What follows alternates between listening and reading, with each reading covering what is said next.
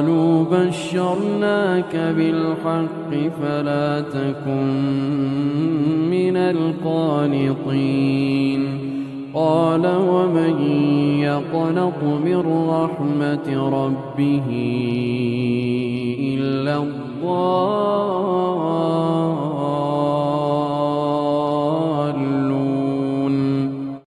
அஸ்ஸலாமு அலைக்கும் வரஹ்மத்துல்லாஹி வபரகாத்துஹு.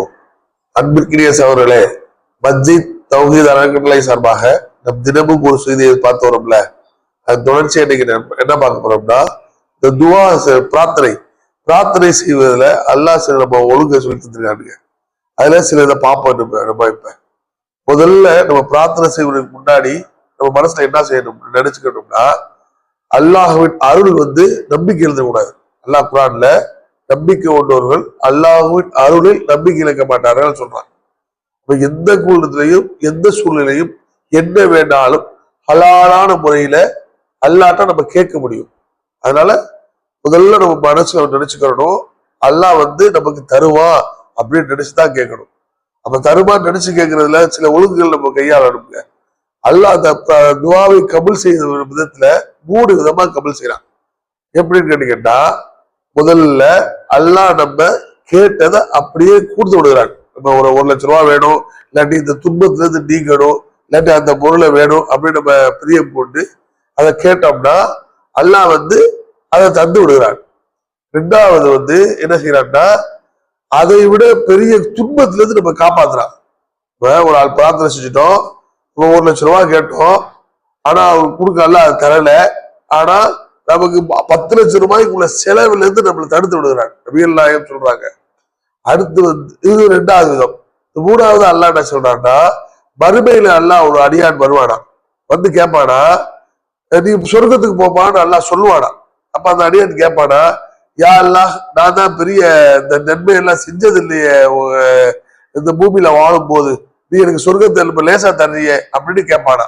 அதுக்கு அல்லாஹ் சொல்லுவானா, இல்லப்பா, நீ நிறைய கேட்ட, நான் இந்த உலகத்துல வச்சு நிறைய கேட்டேன், நான் எதுவுமே தராம இருந்துட்டேன், ஆனா இப்ப இந்த உலகத்துல அதுக்கு பகரமா நான் அந்த சொர்க்கத்துக்கு போ அப்படின்னு சொல்றான். அப்ப இதுல இருந்து சொர்க்கத்துக்கு போன்னு சொல்றான். அப்ப இதுல இருந்து நம்ம என்ன வழங்கி கொள்ள முடியுதுன்னா, இந்த உலகத்துல நமக்கு கிடைக்காத பிரார்த்தனை கபலாத பிரார்த்தனையில சேர்த்து வச்சு அல்லாஹ் மறுமையில தருவா அப்படியே விளங்கும். அப்ப கூட அந்த அடியான் சொல்லுவானா, யா அல்லாஹ், சிலவற்றை நீ எனக்கு தந்த, இப்படி ஒரு தரஞ்சா நீ எனக்கு தருவதா இருந்தா உலகத்துல அந்த சிலவற்றை கூட தராம இருந்திருக்கலாமே, மொத்தமா நான் உலகத்துல மறுமையில வாங்கிக்கிறவனே அப்படின்னு அந்த அடியான் சொல்லுவானா. அப்ப இதுல இருந்து நமக்கு என்ன தெரியுதுன்னா, நம்ம பிரார்த்தனை நம்ம வீணாவது இல்லை, எந்த வகையிலாவது பிரார்த்தனை கபுலாகியே தீரும் என்பதை நம்ம விளைக்கிற முடியுங்க. அடுத்தபடியா இந்த உலகத்துல நம்ம சிக்கல் இருக்குல்ல, இந்த சிக்கலுக்கு நம்ம தீர்றதுக்கு சில பிரார்த்தனைகள் ஒழுங்குகளை நபிகள் நாயகம் நம்ம சொல்லி தந்திருக்காங்க. அதுல ஒரு முக்கியமான ஹதீஸ் எல்லாரும் தெரிஞ்சதுதான், அதை நினைவு விட்டுறோம். முன்பு வாழ்ந்த காலத்துல குகையில் மாற்றிக்கொண்டு 3 பேரை பத்தி அல்லாஹ் சொல்றான். அவங்க மலைக்காக ஒரு வேலையா போயிருக்காங்க, மலைக்காக ஒரு குகையில ஒதுக்கிட்டாங்க. குகையில ஒதுக்கின பிறகு அந்த மலையின் காரணமா குகையை பெரிய பாறை அடைத்து விட்டது.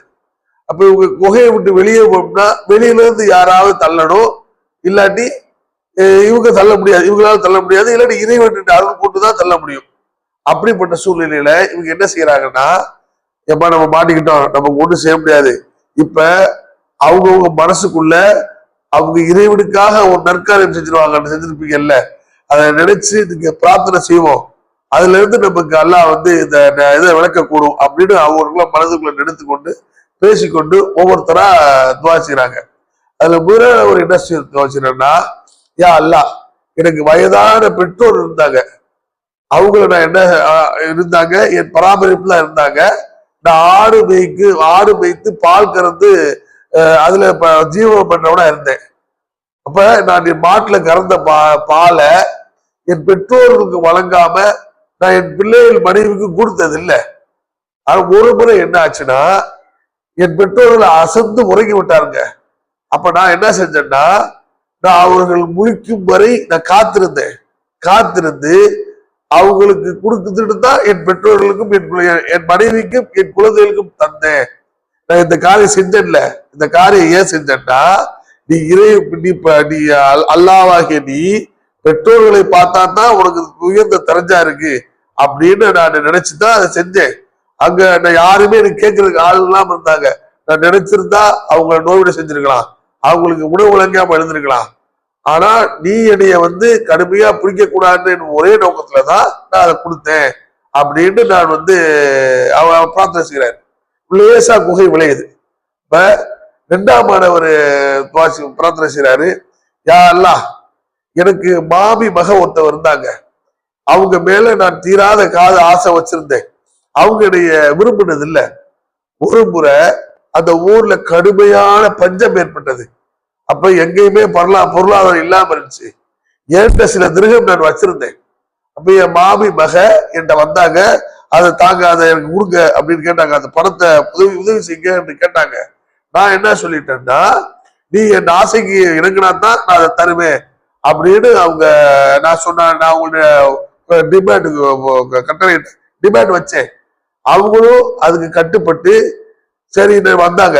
வரப்போகும்போது அவர்கள் இரு கால்களுக்கு நடுவில் அமர்ந்திருந்த போது அல்லாஹ்வை அஞ்சிக் கொள்ளுங்கள் அப்படின்னு நான் சொன்னேன். அல்லாஹ் உரிய முறை இல்லாம முத்திரையை உடைக்காத அப்படின்னு அவங்க என்ன சொன்னாங்க. எனக்கு திடீர்னு பயம் வந்துடுது. உண்மை நீ சரியான முறை இல்லாம ஒரு பெண்ணை அடையக்கூடாதுன்னு நீ கட்டையிட்டு இருந்தது எனக்கு மனசுக்கு வந்துச்சு அவங்க அறிவுறுத்தினால. அந்த சூழ்நிலையில யாரும் என்னை கேட்கறதுக்கு ஆள் இல்லை. அந்த சூழ்நிலையில உன்னுடைய திருப்தியை வேண்டி மட்டும்தான், உன்னுடைய அச்சத்தால் மட்டும்தான் நான் அந்த காரியத்தை விலகி கொண்டேன். இது நான் உனக்காக மட்டும் விளையிருந்து நம்பினேனா நீ என்னை இந்த சிக்கல்ல இருந்து காப்பாத்து அப்படின்னு நான் சொன்னேன். நான் பிரார்த்தனை கேட்டிருக்காரு.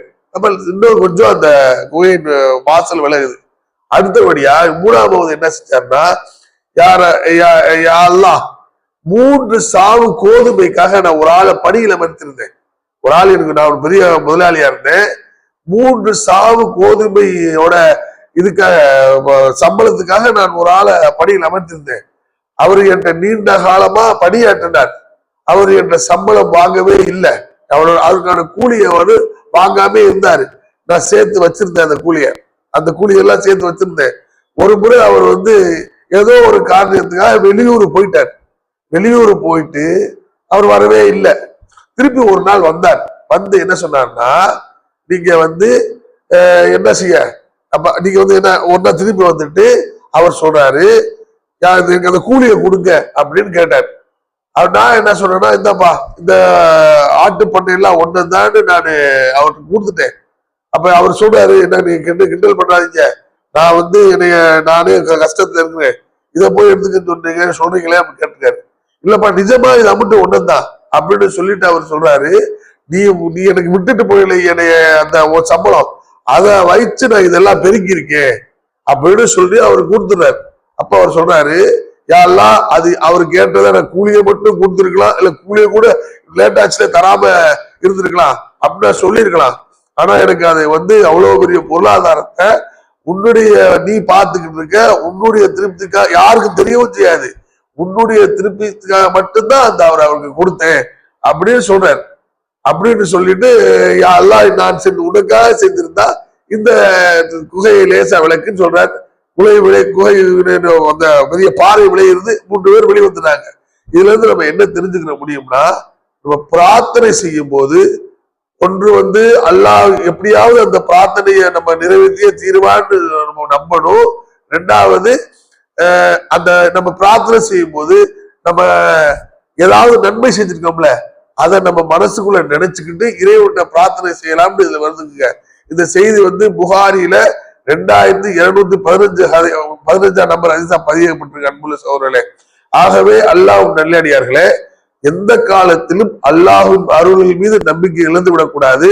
2வது பிரார்த்தனை செய்யும் போது சில நமக்கு செஞ்ச நன்மை அல்லாஹ்வுக்காக செஞ்சிருக்கோம்ல, அந்த நன்மையை சொல்லி பிரார்த்தனை செஞ்சா அல்லாஹ் கபூல் செய்யக்கூடவனா இருக்கிறான் என்று கூறி நிறைவு செய்கிறேன். பாக்குறதவனால் அல்ஹம்துலில்லாஹ் ரப்பில் ஆலமீன்.